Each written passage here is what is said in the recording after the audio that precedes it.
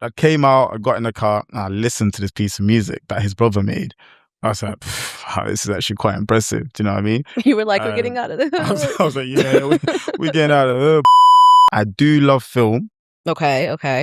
And I love watching football as well. So, Ugh. Sorry. So typical in it. Oh my days. So scrap everything I said before, and that's my answer. Anime is one of my things. Okay. Yeah. Okay. It's a bit crazy. I hear you. Okay, I can tap into it now. I think, okay, I do love film. Okay. And I love watching football as well. So, ugh. Sorry. So typical in it. Oh my days. I get personality.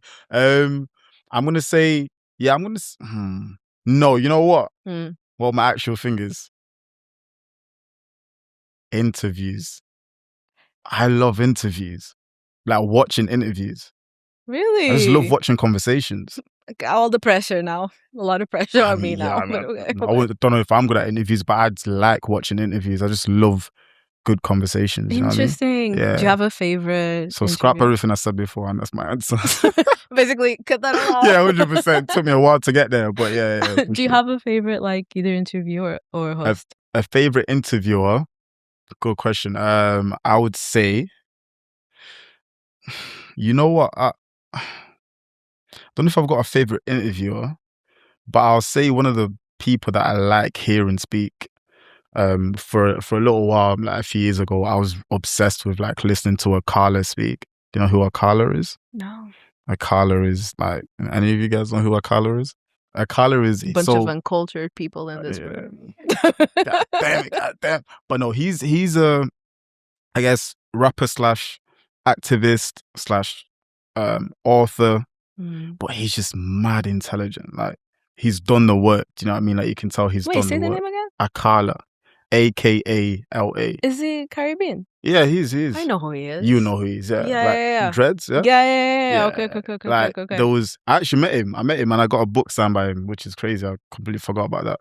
But yeah, he just struck me as like, he gave Big Brother energy. Do you know what I mean? Like, I learned a lot about him. I got put onto books by him. And there was just a phase where I was like, I could listen to this guy speak for time. Did you read the books? Yeah, I read the book actually. The books that he suggested. Well, he's got his own book, The Ruins of Empire. Yeah, right. I'm correct, right? Yeah, that's his own book that he wrote, but he also recommended a book which I started and I didn't finish. But amazing, like he's so top. I got a lot of time for him. Okay, that's cool. Yeah. I wouldn't expect that. So I'd say that interviews is I don't know if it's my main thing, but yeah, that'll be my answer. Interviews is my thing. I like conversations. Okay, cool. Nice. Yeah. And on that note, what's up, B? Welcome to the Pyjamas Club, a podcast where we talk about everything, nothing, all things in between. This week's guest. Are you ready? I'm ready for your introduction? Let's hear it. So, this week's guest is someone who really said, why have one creative lane when you can build the whole motorway? Musician, producer, creative director, he's making songs, building worlds, and somehow still finding time to run an independent label. Whoa. Angola, Congo. So the flavor is international. He's worked across music, culture, campaigns, visuals, and talent, but we're not here to turn his portfolio into a LinkedIn post. We're here to get into the music, the madness, the method. So, oh my days. Please give it up for Beni ElPronto. That is an incredible intro. I need to do a compilation of this, honestly. Wow. Thank you. God damn. that actually made me sound, wow. Like, I'm intrigued to who that person is. So if you were a listener and you heard that introduction, you'd be like, yeah, I'm tuning in. I've never had an intro like that. That's incredible. Well, you're welcome. Wow, thank you so much. You are welcome. That's really made me feel like the shit. Period. Big. Yeah, no, that's top. We like to start the episodes with a segment called Bedtime Thoughts. Yep. Where it is essentially a segment where we talk about little things that keep us up at night. And I know that you have something prepared. Do I remember what it was? You better. Oh my God, what did I say? It's funny because you told me and I don't remember either. Oh Christ, this is great. Well, maybe find something new. Yes. Boom. Yes. Okay. So my bedtime thoughts. Wait, give it time. Hide the phone so we can cut everything out. Hide the phone for the edit. We're good? Gone. Yeah? Cool. Bedtime thoughts. So for me, it's the fact that I truly believe, Ramia, that there must be a whole civilization deep underwater. Like a whole working, flourishing civilization deep down. And they're like, we're too busy wondering about like what's above us and whatnot. Yeah, right? yeah. You know, I'm trying to explore space and that. But obviously we've not been to the depths of the depths because we can't. But I just like, for example, like films like Aquaman, you know Aquaman? Yeah. Like that's gotta be I'm just going on a train now. Like I fully believe you can't imagine anything that can't actually become reality. Do you know what I mean? For example, when you're dreaming, you're falling from a building. When do you wake up? Just before you're about to hit the floor, right? Because we can't imagine death. We don't know what it's like. Do you know what I'm saying? Like the human capability and the human brain doesn't have that capability, rather. Can I pause you? Okay, go ahead. You're about to Actually, hit me with some facts. Carry on. You're about to hit me with some facts. Sorry, carry on. But yeah, so my understanding is we always wake up just before that, obviously because your heart jolts you up, but it's because we can't dream about dying because we don't know what that's like. However, when you like imagine things flying and like, I don't know, someone imagined a car flying, someone imagined a whole machine flying, which now became planes and helicopters. So all of these things that we can imagine, we probably have the capacity to create in real life. So to my Aquaman point, if we're like able to imagine all these civilizations underwater, surely it's got to be there somewhere. It keeps me up at night. You spoke like a true creator. Thank you. Like the fact that for your brain it's like a blocker, the idea that if I can imagine something, it must be true or 100%. Doable. That's such a creative, low-key engineer. Do you not feel like that though? No. Oh. Well, it depends. I feel like that if it includes like me. I feel like that in the sense of if I dream that I'm doing something, then I can do it. Okay. But that's just because I just have this crazy belief that I can do whatever I want. Okay, of course, yeah, as you should. But there's a slight difference. So when we're like dreaming about dying, for example, because there's people that dream about dying, right? Yeah. That happens. Yeah. There's been loads of people that describe like what the experience of going to hell or heaven is like. But to give you credit to that, though, some of that is like inspired by their religious beliefs, right? So it's not an original thought, anyways. Okay. But that's not what wakes us up. Like what wakes us up is the what happens in our nervous system, like in our brains when we are close to death. Like if you're dreaming and you can't tell the truth, like the adrenaline rush and the synapses that happen in our brain will force us to wake up from like the scare. So it's not necessarily because we don't know what happens. Okay, interesting. After it's just an actual like an atomical like reaction from our body that forces it to wake up. All right. Okay. Cool. Interesting. But though the civilization thing, that's very interesting. A few days ago, well, before you sent me this, right. I actually heard this podcast of someone saying that they believe that Atlanta used to be Atlantis. Don't clear out my lungs. That is hilarious. So funny. And they were like comparing, they were basically saying that that's why there's so many strip clubs there, because those are mermaids. Don't clear out my lungs. That is hilarious. So funny. So I thought the timing was so funny. That is joke. Right. So Atlanta came from Atlantis. And the strip clubs are the remainders of that. And the mermaids are the strippers. That is... But you know what it is? Like, we're laughing. But what if... Can I be honest? I feel like it's such a funny, like, parallel. I don't even know. Maybe not parallel. This is the thing. Like, we laugh at stuff like that. But, like, when you deep it... In your mind, like, in your scenario, like what do the creatures in the civilization look like? Interesting. So I feel like the giants, to be fair. So they're human-like. Yeah, not human-like, but I think they're very large and quite. Yeah, I don't know. I just feel like we're one of the more smallest species. We are humans. Yeah. Give me, like, imagine I'm drawing something. I'm trying to draw your dream or whatever. How would you describe what do they actually look like? What's their build? Do they have a tail? Do they have legs? I think Avatar might be close. Wait, what? Avatar. You know Avatar, the film? I think they might be close. Again, they imagine that. Where's that come from? That might have come from somewhere that might, like, the inspiration, you know what I mean? Yeah. So I feel like that could have come from somewhere that's, they don't know that it exists, but it's there. So I feel like Avatar might be quite close. Like Avatar, they're huge. I think they're like 9 feet tall, 10 feet tall, something like that. Yeah, they're stupid kind of big. Yeah. So I think that type of height, maybe that type of build as well, Avatar build. And again, the connection tail thing, I don't think it's very far at all. You know what I mean? I think we do a form of that as humans. How? I think you know how. Yeah, 100%. So, like, again, yeah, that is hilarious. Like, you know.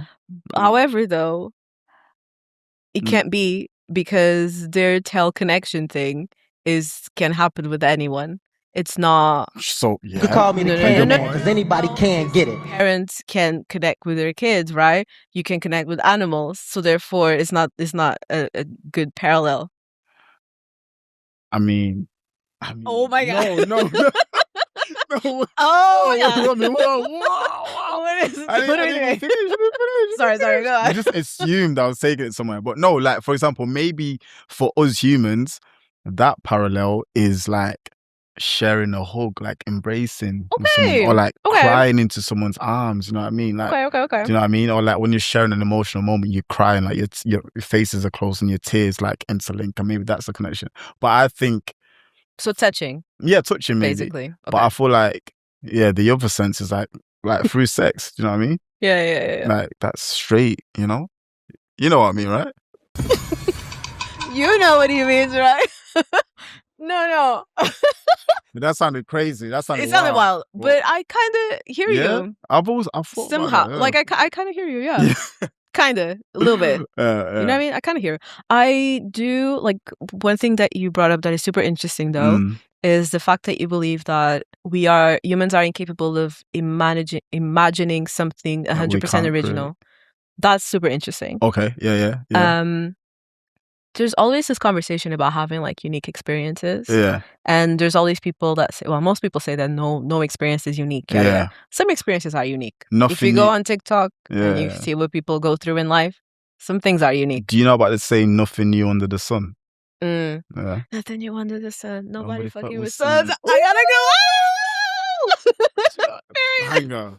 Banger. But but it's that, like, nothing new under the sun. And I feel like it's a cycle. Like, I actually do think there's nothing new under the sun. I'll be real. So I disagree with you on that point. With, like, there's unique experiences. I don't think there are. No, there are some unique experiences. Yeah. I don't know. I think that we grab inspiration from everything around us. Yeah. And oftentimes we get inspired by some things that we don't even know we're inspired by them. Yeah, for sure. Right? Like, think about dreams. Yeah. There's so many times when we see people say that, I don't know how accurate this is, but I think it's pretty accurate, that we can't see faces that we've never seen before. But I'm sure everyone... Dreams. Yeah. But I'm sure everyone in this room has had dreams in the past with faces that you're like, I don't know this person. Have you? Yes. Because I'm trying to feel like, I don't know. Think about the dream I had the other day. It was wild. Oh, yeah?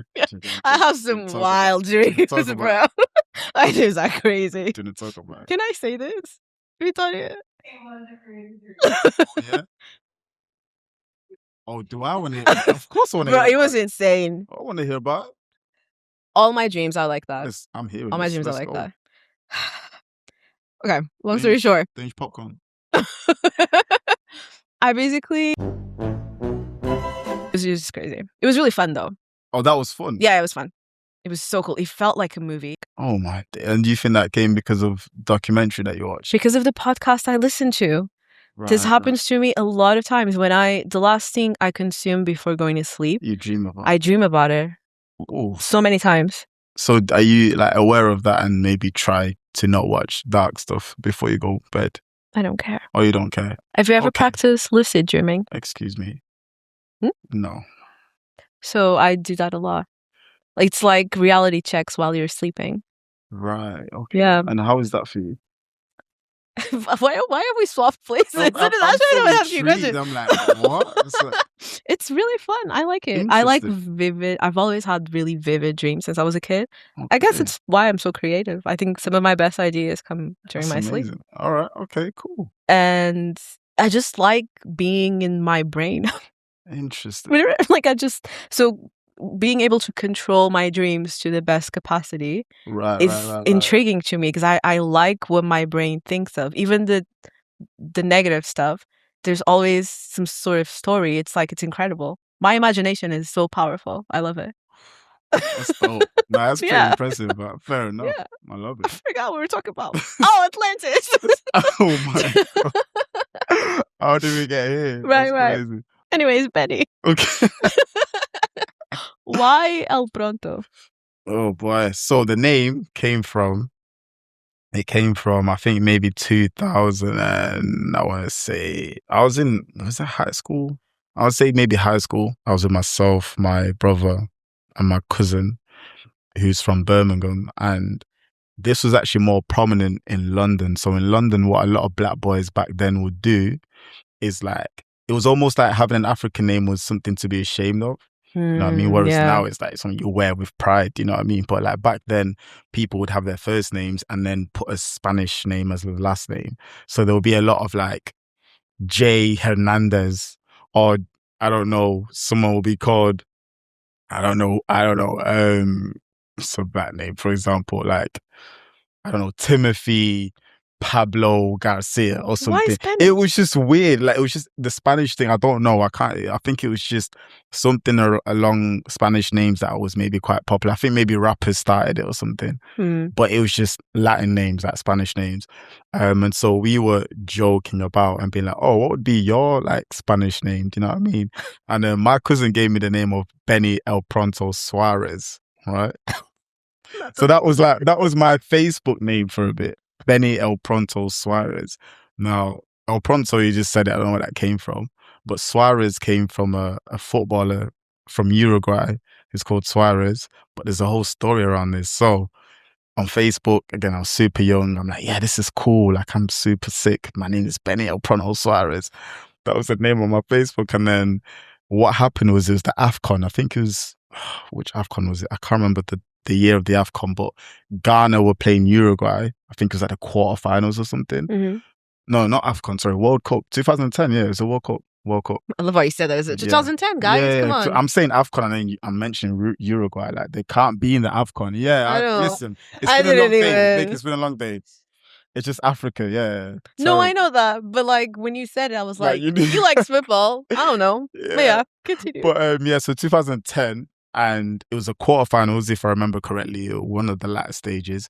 And Suarez, like, Ghana were doing well. They were almost about to advance. And then Suarez cheated. He like handballed it or something. And so what ended up happening is the ball wasn't going, but he handballed it. And then we got a penalty. Ghana got a penalty and then missed. And then he was like buzzing. He was happy because even though he got sent off, but if he hadn't have handballed it, we would have scored and advanced. So from that day, I was like, oh, I don't like this Suarez guy. He's like ruined it for Africa, like blah, blah, blah, blah. So I took his name out of my name. So I was like, yeah, no more Suarez. It's just Beni ElPronto. And then, 2 years later, 2012 was when I started making music. And I was like, oh, I'm going to need like an alias. I'm going to need a producer name. And so ElPronto just stuck, and it's just stuck ever since. So yeah, that's the story behind the name. Suarez, wherever you are, leave a message for him. Yeah, I mean, Suarez, he broke my heart that that day. So I'm glad it's gone anyway. It was quite, I don't know. I did think about changing ElPronto after a few years, but like kind of local people knew me by that name. I was just like, it's cool. I'll keep it. I mean, it's too late to change now. I mean, never too late, but low key, yeah. A few friends said it's kind of too late to change that, so I'll just keep it. I feel like, I don't know, because of your heritage and the Spanish name, it might give you more room to work with, like more things to work with when you're actually writing music. I don't know. What, ElPronto? Yeah, just bring in some random Spanish words and no one will question it because your name is ElPronto. I mean, yeah. It's low kind of Portuguese, isn't it? I mean, like it's not the L though. I mean, not L, yeah, pronto, but like, you know, yeah, it's connected enough. I think it's connected enough, and that's how you should say pronto. With ElPronto. Okay, I bought this from American musicians, and it's funny when they say, they're like, "Hey, ElPronto, ElPronto, what's up, ElPronto?" It's like, it's always funny to hear. To be fair, but you have something that you prefer doing in music? Yeah, beat making for sure. Yeah, producing in terms of like, let's say I start a beat with some keys, with some piano notes or whatever, play some drums, and then bringing in musicians, like just making music. I'm like thinking, even just explaining it now, I love the process so much. Like being able to start maybe a bass. I think there's an aspect where as a producer you can make the whole thing yourself for sure, which I also enjoy doing in kind of your own confine. Like you make the whole thing from start to finish. But especially right now where I am musically, I really love the idea of, all right, let me hit up this violinist to come in and play some of these, you know, melodies that I've written. Let me bring in this sax player, do you know what I mean? Let me bring in this piano player, do you know what I mean? Let me bring in this vocalist, this whatever, like this bass guitar player. All things that I can play in myself, do you know what I mean? But for example, with playing in bass, which I do a lot, but actually playing it on the guitar and the bass guitar is different. So yeah, working with other collaborators, collaborating that way is what I enjoy doing. So yeah, the process of beat making is my favorite thing for sure. Yeah. Do you have a favorite beat that you've created to this day? Ooh, that's out. Okay. That I've produced, that's out, or like that's in the hard drives? That's out. Well, why wouldn't your favorite beat be out? Maybe just not out yet. Do you know what I mean? Maybe just not out yet. Maybe it's just not found the artist yet, or I've just not put it out. But a favorite beat that's out is definitely, there's two. Commitment, the song called Commitment by AGO, one of the artists on our label. I think you've heard it, Vic, right? Yeah. I want to say Youngin by C Drizzy. That is probably, is that yours? Yeah. Oh my days, yeah. That will probably be, and to be fair, that process, I mean, yeah, I can talk about the process of making that, but yeah, that for sure. You can talk about it. So when I was talking about like working with other collaborators, that was like probably the best example of that. Like the process of making it was so spiritual, because with that beat, and I'll play it for you after, I guess, it's like you can hear African influences in it. Do you know what I mean? Like it reminded me of Angola, it reminded me of Congo. Do you know what I mean? It felt very like I came up playing drums in the church, and like you'd hear melodies from church and stuff, and I just channeled that unconsciously. Like it's not like, okay, I'm gonna make a beat that sounds like I'm in church, you know what I mean? But like that was just what came that day. And then worked with so many amazing musicians, and I worked with Isabella Baker she played saxophone. I worked with Manchester Indie Choir, like the choir that we brought in to sing. Shout out to Sonus on that, because he came and like arranged their because I'd basically written it's funny, I'd written a section for them to sing.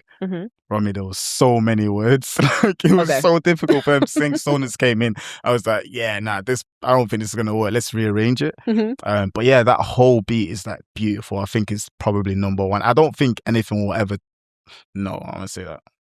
It's okay. No. I always believe I can top everything I've done. But in terms of the sentiment and like the significance of that piece of music, to me, I don't think anything will ever top it in that aspect. It's like ideas. Like they say ideas are never like actually yours. They pass through. Right? How many times are we going to do this today? So, but yeah, I feel like it's a similar vibe with music in terms of if I say feeling again, like the feeling is out in the open somewhere, and it eventually comes to it finds its home. Do you know what I mean? So if you're creating a piece of music, the person, the artist, the musician, whatever, eventually, like their energy, if you want to say that, will find its home, if that's the right place for it. It reminds me of, I think it was Michael Jackson that said that whenever he had an idea, he felt like he had to do it straight away, because otherwise the idea would go to Prince. It's so real. Like I was speaking to my guys about this like a good few months ago about an event idea actually, and it was something that I'd seen being done in America so many times, and I was like, oh, I'd love to do this here. We didn't end up doing it, and a few weeks later I see a brand that's done the exact same thing. I'm like, oh my days, damn. So yeah, that whole thing about ideas not actually belonging to anyone and they just pass through is so real. Yeah, true. So real, yeah. We're just vessels. 100% facts. Yeah. So when it comes to, because you have a label, an independent label. Yep. For people that have never heard about it before, amazing. How would you describe it? Okay, how would I describe Aaspire Recs? We're an independent talent label, and I'd like to describe us as, you know, a new wave of a strong collective that believes wholeheartedly in growing grassroots and nurturing grassroots, and that's where we're at the moment. Because of course, in years' time, we may not be grassroots anymore. Do you know what I mean? But as of right now, I feel like we're just a really strong collective of musicians, and not even just musicians, but more importantly, people who care and love music. Yeah.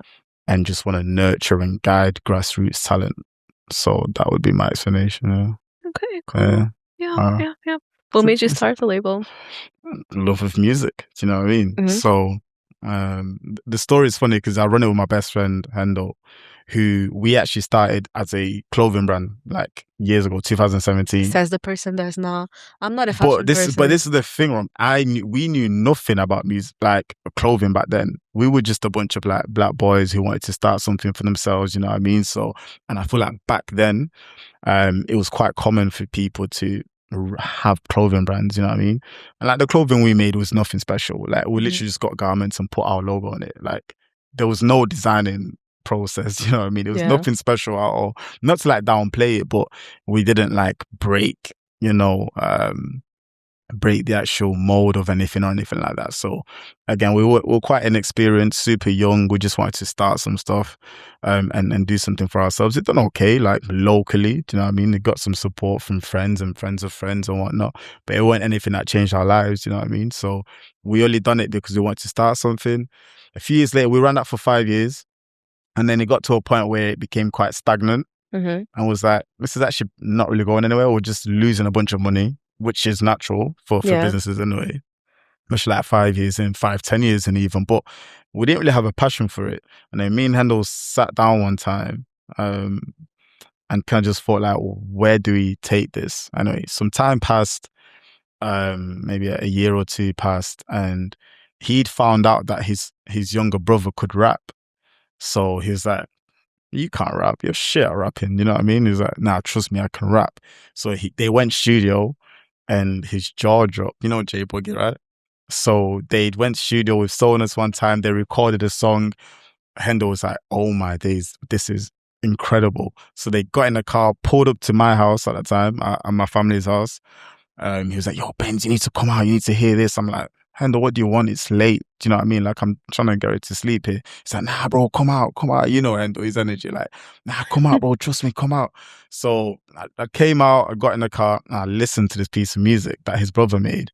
I was like, this is actually quite impressive. Do you know what I mean? You were like, we're getting out of the I was like, yeah, we're getting out of her. But yeah, so it's from that day really where, you know, we just sat down and was like, mate, like, we first of all connected as friends through music. Like me and Hendo literally, you know, became friends because of a specific song. So I was like, it almost like a full circle moment, because the thing that brought us together as humans is the thing that's now propelling us in terms of from a business level to like actually grow something. So it was funny because obviously brought together through music, started a clothing label, which really wasn't what we wanted to do, to be honest. But then it came back to music. Do you know what I'm saying? So yeah, it was from there, just, you know, starting something because of his little brother and the fact that we're from Rochdale and like there's so many people that want to be musicians but don't have the guidance or the nurturing. And I'd obviously studied music. I was in the music industry, not anything major, of course, but I knew about music, like the industry, and obviously being a producer myself.